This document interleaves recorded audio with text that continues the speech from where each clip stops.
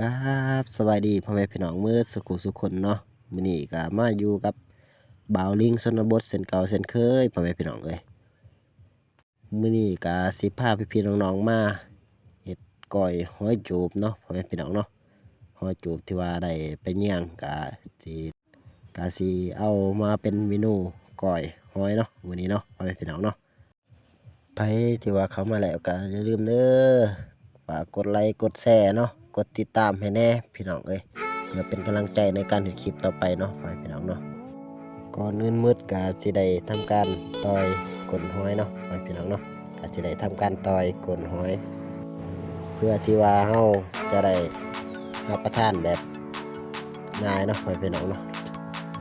ต่อยก้นหอยนี่ก็หลายเติบเนาะพ่อแม่พี่น้องเนาะก็สิได้ถ้วยนึงเนาะเดี๋ยวบ่าวลิงสิได้ทำการก้อยหอยมื้อนี้ครับ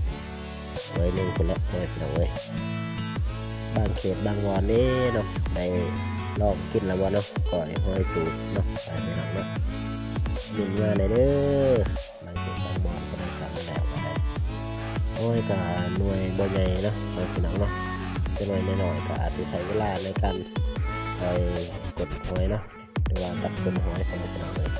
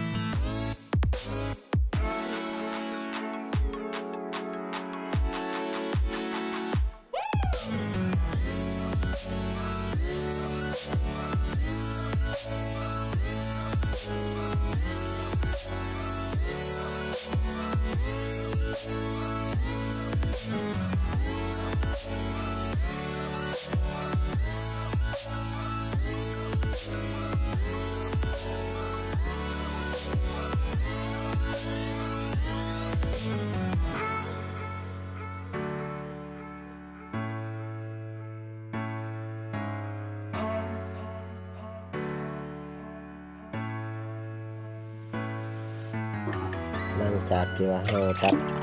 ก้นหอยเป็นที่เรียบร้อยแล้วก็สิทำการล้างพ่อแม่พี่น้องเอ้ยล้างนี่ก็เนาะเพื่อว่าบ่ให้มีเปลือกหอยเนาะพ่อแม่พี่น้องเนาะที่ว่าเฮาได้ตัดการล้างก็บ่ยากเนาะพ่อแม่พี่น้องเนาะก็สิได้ล้างแบบง่ายๆเลยพ่อแม่พี่น้องเอ้ยซาวๆออกเพราะว่าหอยนี่ก็มันสะอาดอยู่แล้วพ่อแม่พี่น้องล้างแต่ว่ายันว่ากินไปแล้วก็มีเปลือกหอยที่ว่าเฮาตัดเนาะพ่อแม่พี่น้องเนาะก็ได้ทำการล้างส่วนล้างมื้อนี้ก็บ่าวลิงก็สิได้ล้างเป็น2เทื่อเนาะพ่อแม่พี่น้องเนาะล้างมันออกสะอาดเนาะพ่อแม่พี่น้องเนาะ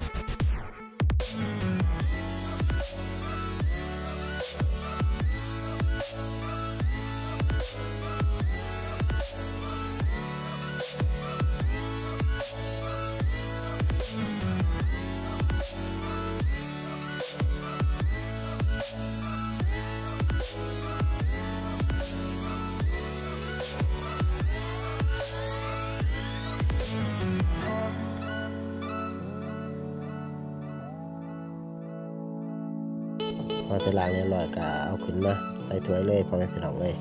เพราะว่าสิกาเกียมเนาะกาเกียมสิเอาไปต้มต่อเนาะต้มสุกแล้วก็ทำการก่อยเลยพ่อแม่พี่น้องเพราะว่าบางมื้อก็ได้ก่อยสุกเนาะ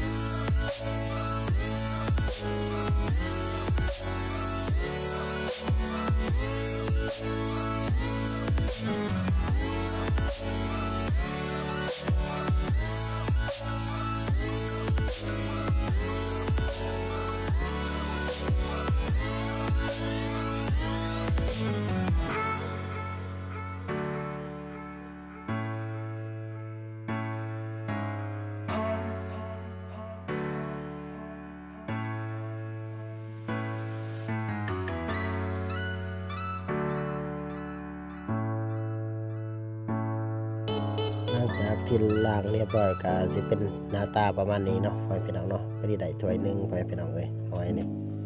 แล้วก็ว่าทำการรักษาเนาะก็สิให้หมอเลยพ่อแม่พี่น้องเอ้ยเพื่อสิเอาไปต้มให้สุกดีเนาะพ่อแม่พี่น้องเนาะก็สิได้ทำการก่อยเลยบางคนเขาก็สิก่อยดิบเนาะแต่ส่วนบาวลิงนี่สิก่อยสุกเอาก็สิได้เติมน้ำไปนิดหน่อยเนาะพ่อแม่พี่น้องเนาะก็สิเอาสมพอดีใส่เนาะพี่น้องเนาะตามด้วยตะไคร้เนาะพี่น้องเนาะคือว่าหัวสิงไข่เนาะทางบ้านเอิ้นนะหัวสิงไข่เนาะเพราะว่าถ้าเฮาใส่สมพอดีแล้วก็หัวสิงไข่ก็สิหมดบ่ให้หอยเฮานี่มีกินข้าวหลายเนาะพี่น้องเนาะหลังจากกาเกียมที่เรียบร้อยแล้วก็ได้หน้าตาประมาณนี้เนาะพี่น้องเนาะมารอสาทำการต้มเลยเนาะพี่น้องเนาะเพื่อว่ารักษาเวลาเนาะพอจะทุกได้ทีแล้วก็กาเกียมเลยเนาะก็สิทำการก่อยเลยพี่น้องก่อยก็บ่มีหยังหลายพี่น้องเอ้ยใส่ผักหอมเนาะพี่น้องเนาะผักหอมแล้วก็ใส่มะนาว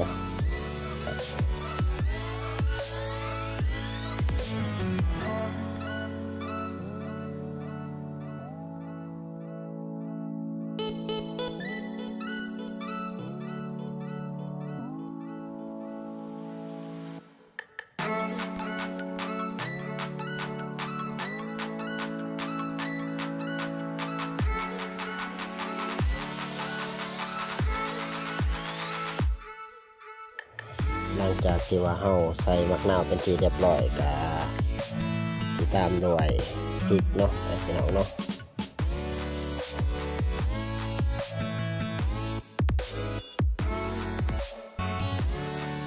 ใส่นัวนิดๆเนาะพี่น้องเนาะก็สิบ่ใส่หลายว่าเฮาต้มก็เฮาได้ใส่นัวหลายแล้วเนาะ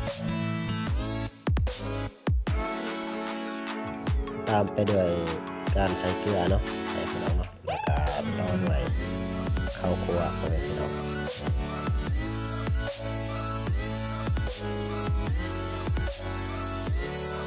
แล้วก็ทำกันคนเลยเนาะให้น้ำปรุงมันเข้ากันเนาะพี่น้องเนาะอันเสร็จสำเร็จพี่น้องเลยก็ทำการตักใส่ถ้วยเลยพี่น้อง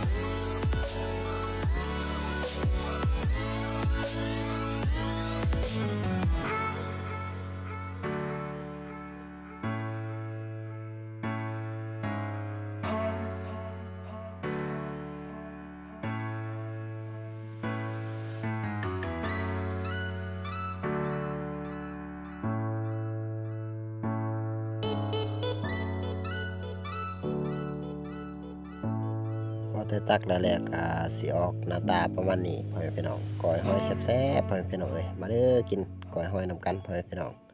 คลิปนี้ก็จบส่ำนี้เนาะพ่อแม่พี่น้องคลิปหน้าพอกันใหม่ขอบใจหลายๆเบิดสุขสุขคนเนาะที่เข้ามาติดตามรับชมมาเด้อกินก้อยหอยแซ่บๆนำกันพ่อแม่พี่น้องเอ้ยก้อยหอยจูบเนาะ